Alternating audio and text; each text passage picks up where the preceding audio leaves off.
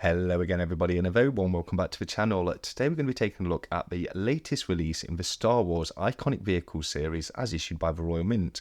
I've got both the 1oz and 50p silver proofs to have a look at today, so without any further delay, let's start off by taking a look at the 1oz coin. Now the first thing we can see is, as per the rest of the series, they do come in these very stylish boxes.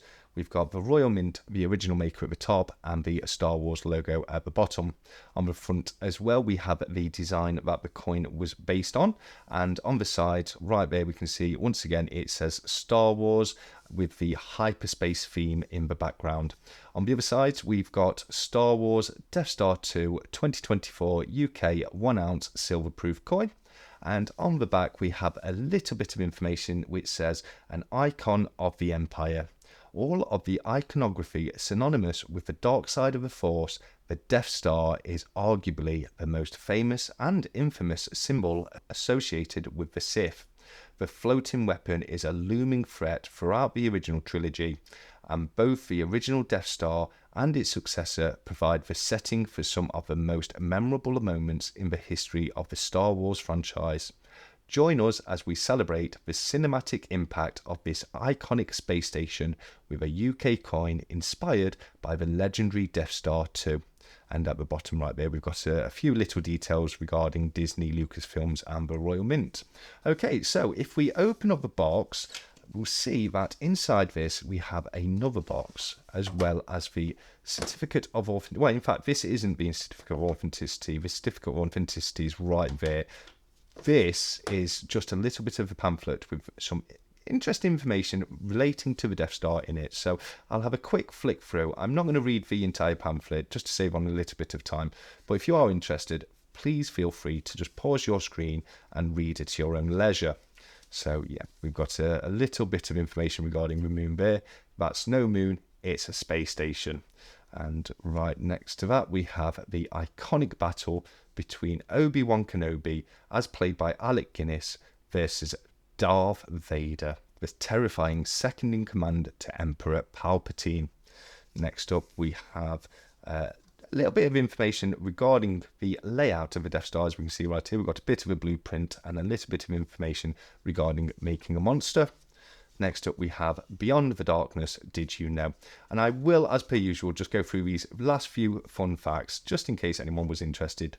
The first one is the only written English in the Star Wars saga can be seen aboard the Death Star when Obi-Wan Kenobi deactivates Tractor Beam 12 in the original version of New Hope.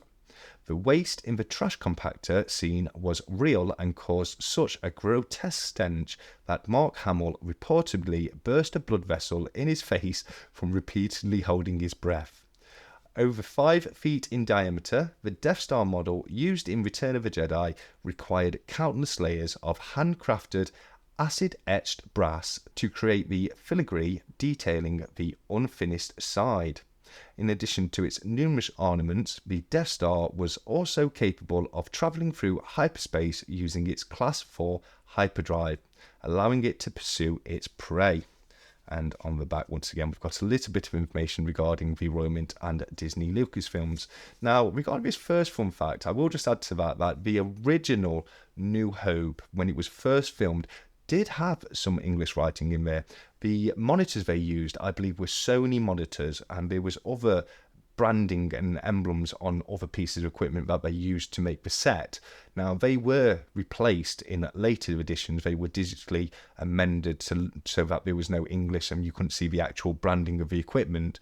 But originally, in the original filming of New Hope, there was some English that could be seen throughout the film. But there we go. That's the pamphlet that comes with these coins. They are both exactly the same for both coins. The only difference is on the 50p proof, it's a little bit smaller, so we won't be going through it again. That will be exactly the same for both coins. But the coin itself, the fun bit that we've all been waiting for, is right here. And once again, it comes in a stylish black, elegant box with the Royal Mint logo on the top. And if we open that up, we can see, as I say, we've got the certificate of authenticity right there. The 1oz silver proof was designed by Lucasfilms Limited and was minted to maximum figures of 3010. And as you can see right here, I have number 2217. So quite a high mintage number on this one, but doesn't really make a difference. people do just like to have a lower mintage number if possible, but as I say, it doesn't really make any difference whatsoever. Okay, so we'll see if we can pop the coin out. Now, one thing I will say, I've already dealt with this one right here, but I do find a lot of the times when you're taking the silver proofs out of the case, the capsule can, and these are screw fit capsules, they can be quite loose and you may have to just tighten them up themselves. I've actually had the front of the capsule come off before when I've been trying to take them out of the box, so that is definitely something to be wary of. But looking at the actual design right here, we can see the bottom right corner of the coin is taken up by the Death Star itself. Now, I have said previously on the channel, regarding the design on this, I don't think it's clear enough on the non-coloured coin that this is the Death Star 2, because it's very difficult to make out the section of the Death Star right here that hasn't yet been completed. If you were to look on the actual picture right here, we can see it's a lot clearer on the actual graphic itself. You can see very clearly that that side is still under construction, but on the coin itself, it is quite difficult to make that out. The background, it seems to be quite plain with a few stars dotted about, and the lenticular feature on this one, we have the Death Star itself right there, which would change to the sign of the Empire right there on the bottom left corner, if you could call it that, with it being a circular coin. But on the bottom left section of the coin, we have the information of the designer, which was Lucasfilms Limited. If we flip it over, we can see that, as per usual, we have the standard Martin Jennings depiction of King Charles III right there, with the usual legend that reads Charles III, DG Rex, FD £2 2024. The abbreviated Latin would, of course, translate to by grace of God, King and Defender of the Faith. Just below the truncation of King Charles's neck right there, we can just make out the MJ, which stands for Martin Jennings, the designer of the obverse of the coin. It's a nice looking coin. It's definitely not my favourite of this series, although I have been a big fan of the series so far. It isn't actually quite my favourite of them. I think it's probably going to be either the X-Wing or the Millennium Falcon, which is my favourite of this series. But just there at the bottom, we can see a Star Wars logo right there, which can be quite difficult to read depending on the angle of the coin, which is why I missed it just then. But yeah, we do have the logo for Star Wars right there. Okay, so let's take a look at how that would compare to the 50p silver proof version. The first thing I'll say, and I have mentioned this before on the channel, is that one of the biggest differences, the 1 ounce silver proofs are always minted in 999 fine silver, whereas the 50p silver proofs, like this one right here, is usually minted, in fact, I say usually, they're always minted to 925 sterling silver. We have a slightly different style box right here. As you can see, on the 1 ounce coin, they open up at the side, whereas on the 50p, they actually slide out of the box just like that.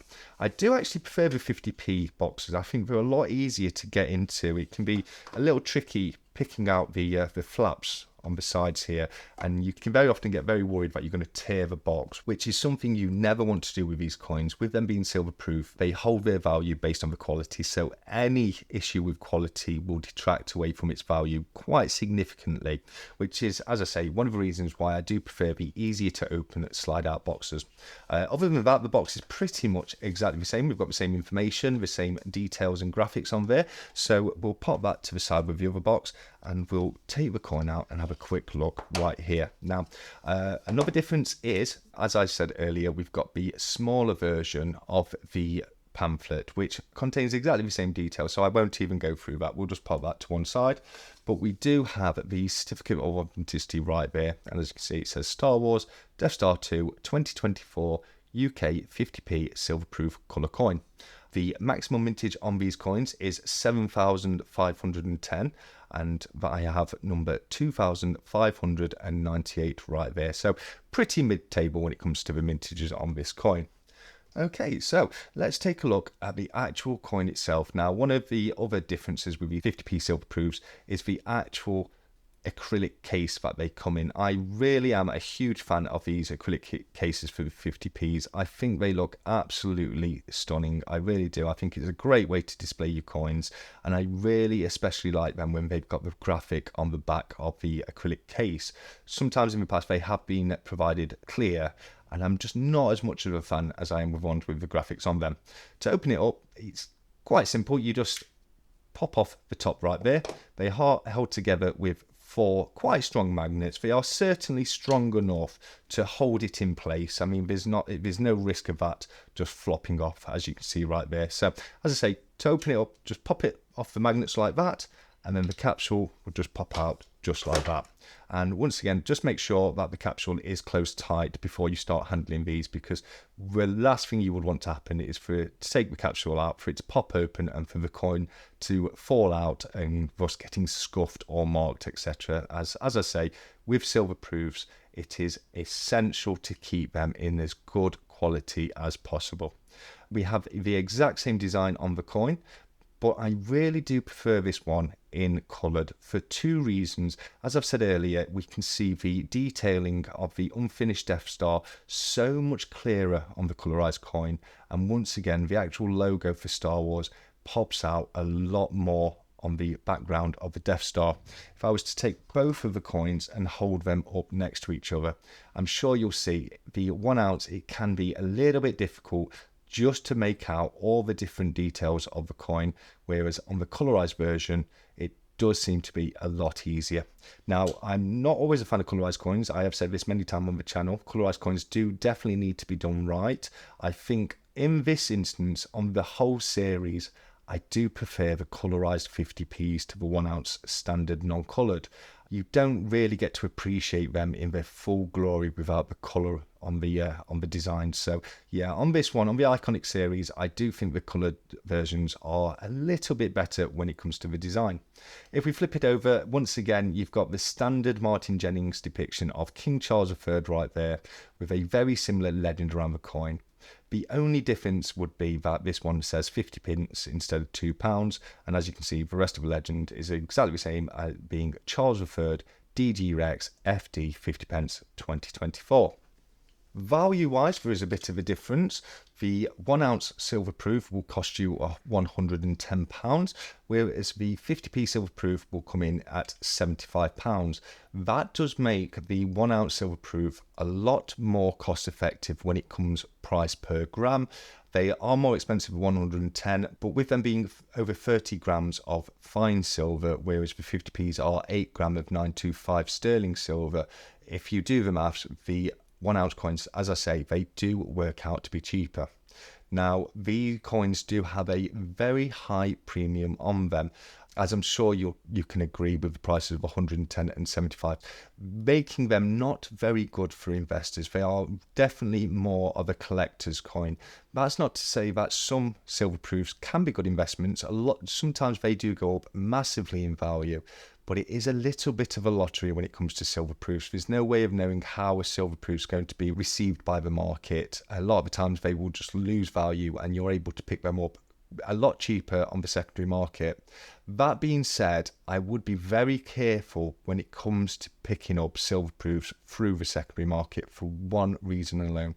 As I've said a few times throughout the video today, when it comes to silver proofs, the quality of the coin is paramount. It really is. You will not get anywhere near the full value of a coin if there's any kind of fingerprints or any other type of mark on the coin. And not only that, if there's any damage to the packaging as well, can affect the value of a coin. Therefore, when you purchase a silver proof from the secondary market, you have no way of knowing what's been done to the coin before you picked it up. They could have had it out of the packaging. They could have been handled with bare hands. I would not even handle a silver proof coin with gloves on. I generally just would never take it out of the capsule, but there's no way of knowing that's how it's been handled before you purchased it. So I would be very, very wary about buying proof coins on the secondary market unless you're getting it for a really, really good price and you're looking at more for the silver content of the coin. I have purchased silver proofs in the past for around spot price, and if you're doing that, then it doesn't really matter because you're still pretty much getting your money's worth just through the silver in the coin, never mind the premium attached to it. But as I said, just be careful when you're picking up silver-proof coins from the secondary market. I don't think I'm going to be looking to pick up any more silver proofs now from the Royal Mint. I picked these up because I got the full set of the first Star Wars series, and I wanted to continue the series with every single coin in not only silver proof but also in brilliant uncirculated as well. But going forward, I'm definitely not going to be prioritising silver proof coins, as I'm looking to stick mainly to bullion coin, because a lot of the time you can pick up pretty much exactly the same coin for less than half the price. Now, this series hasn't been issued in bullion. It's only been issued in proof and brilliant uncirculated. If they do another Star Wars series, I'm not sure. I may change my mind, but at the moment I'm thinking I'll probably just pick up the brilliant uncirculated, as they're priced a lot more reasonably than the silver proofs. The non-coloured version is normally around £12 and the coloured version is normally around £20. It can be very difficult to pick them up cheaper than that on the secondary market. With the brilliant uncirculated coins, they do generally tend to go up in value when they sell out at the mint. So I do look to pick up my brilliant uncirculated coins direct from the mint as early as possible to secure them for the collection. Okay, well, that's about all I've got time for today. I think I've gone through pretty much all of the details regarding the coins. It has been a series that I really have enjoyed picking up and collecting, but as I say, going forward, I'm really not sure I'm going to be picking up the silver-proof versions. I will definitely get the brilliant uncirculated versions. My plan going forward is to purchase every single one of the brilliant uncirculated coins issued by the Royal Mint. But as far as silver proofs, I do believe that these may very well be the last two silver proofs that I purchased, at least for a while. As a collector, I buy them directly for my collection. They're not purchased as an investment, and the premium on them is just a little bit too high for me at the moment. Okay, well, that's pretty much all the details of the coin. The other thing I would say, if you were looking to pick up the 4-coin collection of the 1 ounce coins, you can do so for the cost of £440 with the 1 ounce proof, and with the 50p silver proof, the full collection will cost you £300. However, as it says on the website, prices are subject to change due to the fluctuations in raw material prices. But with that being the case, that's probably all I've got time for today. So I'm going to leave you all by saying, as per usual, until next time, look after each other, keep stacking, take care, and goodbye.